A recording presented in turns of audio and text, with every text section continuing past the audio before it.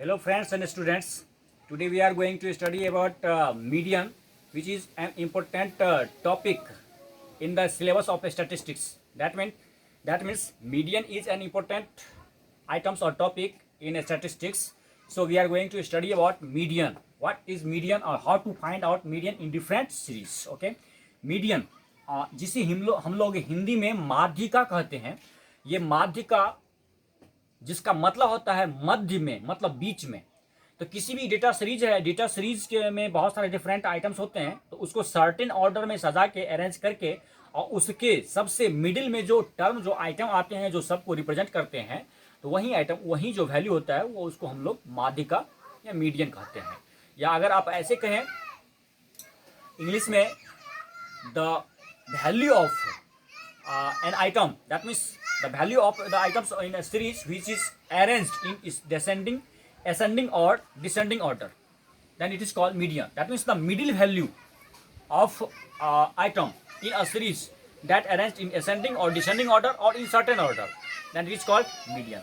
मतलब किसी भी सीरीज में जो समंक दिए हुए हैं वो समंक या तो असेंडिंग ऑर्डर में या तो डिसेंडिंग ऑर्डर में दिया हुआ है या फिर सजाना होगा, और उसके मध्य में बीच में जो आइटम आएगा वही उसका मीडियन कहलाएगा.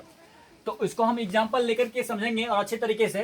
फिलहाल मीडियन जिसे हम लोग एवरेज ऑफ पोजीशन भी कहते हैं. एवरेज ऑफ पोजीशन इसलिए कहते हैं कि जो डेटा सीरीज हैं उनमें जितने भी टर्म्स हैं, आइटम्स हैं, उनमें उनका एवरेज इंडिकेट करने वाला कोई एक आइटम जो उसके पोजीशन ऐसे हो कि वो सबका एवरेज इंडिकेट कर रहा हो, तो वही होगा उसका मीडियन. आते हैं हम लोग कैसे मीडियन फाइंड आउट करें, इसके बारे में जानते हैं. तो मीडियन फाइंड आउट करने के लिए सबसे पहले आपको जानना होगा कि वो सीरीज कैसा है. वो डिस्क्रीट सीरीज है, इंडिविजुअल सीरीज है, या वो फिर कंटिन्यूस सीरीज है. तो चलते हैं पहले हम लोग इंडिविजुअल सीरीज के बारे में स्टडी करते हैं कि इंडिविजुअल सीरीज में हम लोग कैसे मीडियन फाइंड आउट करें. इंडिविजुअल सीरीज जिसे हम लोग व्यक्तिगत श्रेणी कहते हैं, ऐसे में आपको पता है कि इंडिविजुअल सीरीज क्या होता है.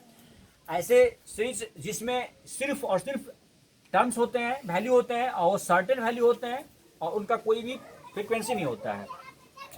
आते हैं इसमें सबसे पहले step 1, items are arranged in ascending और डिसेंडिंग ऑर्डर. जो भी आइटम है उसको या तो बढ़ते क्रम में या घटते क्रम में सजा लो, अगर वो इंडिविजुअल सीरीज है तो. और अगर डिस्क्रीट या फिर कंटिन्यूस सीरीज है तो उसको एक सर्टेन ऑर्डर में फिक्स करना होता है, फ्रीक्वेंसी क्यूमुलेटिव फ्रीक्वेंसी निकालना होता है. उसके बाद उसका अपना फार्मूला है, उसके हिसाब से हम लोग मीडियन फाइंड आउट करते हैं. और अभी हम लोग यहाँ पे इसका अलग प्रोसेस है, फार्मूला डाल करके बनाएंगे. स्टेप 2 में ये देखना होगा कि वो असेंडिंग ऑर्डर या डिसेंडिंग ऑर्डर में है और उसका नंबर ऑफ आइटम कितना है, ओड है या इवन है. अगर नंबर ऑफ आइटम ओड हो तो ऐसे कंडीशन में median equal to n+1/2 term होगा.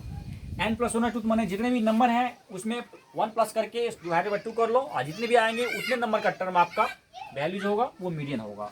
अगर नंबर ऑफ आइटम इवन हो तो ऐसे कंडीशन में m equal to n/1 + 2 term और डिवाइडेड बाय 2 होगा. अगर जितने भी नंबर हैं उस सीरीज में वो अगर सम संख्या में हो तो ऐसी स्थिति में n+1 करोगे तो आपको वो रिजल्ट डेसिमल में आएगा. डेसिमल में आएगा तो एक आगे वाला नंबर एक पीछे वाला नंबर लेकर के और 2 से डिवाइड कर लो, वही आपका मीडियन होगा. जैसे कि अगर नंबर ऑफ आइटम अगर 5 हो तो 5 में 1 ऐड करेंगे तो that means number of item अगर 6 हो, 6 में 1 ऐड करेंगे तो 7 होगा, और 7 में 2 से डिवाइड करो तो आएगा 3.5. तो 3.5 के लिए आप थर्ड टर्म ले लो और फोर्थ टर्म ले लो, दोनों को ऐड करके और 2 से डिवाइड कर लो, जो आएगा वही आपका मीडियन होगा. अब आते हैं इसमें दोनों ही सीरीज में हम लोग कैसे मीडियन फाइंड आउट करें. एक एग्जांपल लेते हैं और समझते हैं कि मीडियन कैसे निकाला जाएगा, जिसको हिंदी में माध्यिका कहते हैं. चलते हैं एक एग्जांपल लेते हैं. जैसे कि सीरीज दिया हुआ है आपका, यहाँ है 10, ये 15, ये है 8, ये है 5, ये 30 और ये है 25. ये आपके सीरीज में डेटा दिए हुए हैं 10, 15, 8, 5, 30, 25. ये तो ना तो असेंडिंग ऑर्डर में है और ना ही डिसेंडिंग ऑर्डर में है, लेकिन इंडिविजुअल सीरीज है. तो पहले आप इसको असेंडिंग या डिसेंडिंग किसी भी ऑर्डर में अरेंज कर लो. मैं अभी असेंडिंग ऑर्डर में इसको सजा रहा हूँ. ये असेंडिंग ऑर्डर में डालने पर ये हो जाएगा, सबसे लोएस्ट है 5, तो पहले 5, फिर 8 आएंगे, फिर 10 आएंगे, नेक्स्ट 15 आएंगे, और फिर 25 आएंगे, और तब 30 आएंगे। नंबर ऑफ आइटम कितने हैं? 1 2 3 4 5 6। तो 1 2 3 4 5 6, तो ये आपके 6 आइटम है और इवन है। इवन है तो ऐसे कंडीशन में भी median m equal to n plus 1 by twoth term, ये होगा। तो n है 6, 6 plus 1 by 2 equal to 7 by 2 हुआ, तो ये हो गया 3.5, 3.5 टर्म। तो 3.5 टर्म तो निकलता नहीं है, इसके लिए करना क्या है? तो 3.5 है किसके बीच में? तो 3 और 4 के बीच में है, इसीलिए थर्ड टर्म और फोर्थ टर्म लेंगे और ऐड कर देंगे। दैट मीन्स ये हुआ कि third term plus fourth term divided by 2। तीसरा टर्म कौन है इसमें? इसमें देख लेते हैं, 10 है, तो 10 हुआ, फिर प्लस फोर्थ टर्म 15 है, तो 15 ले लेते हैं, डिवाइडेड बाय 2 कर लेते हैं, तो 10 और 15 तो 25 होता है, 25 बाई 2 इक्वल टू 12.5। तो मीडियन आपका यही 12.5 हुआ ऐसे कंडीशन में, जब नंबर ऑफ आइटम या टर्म आपका इवन हो। तो देख लिया आपने, इवन है 1 2 3 4 5 6, ये जो पूरा पद दिया हुआ है वो 6 है, तो 6 तो इवन होता है, सम संख्या होता है। तो सम संख्या के लिए n प्लस 1 बाई 2 वही फॉर्मूला होगा, और वो आया डेसिमल में, तो एक आगे वाला एक पीछे वाला ले लिया, ऐड करके निकाल लिया।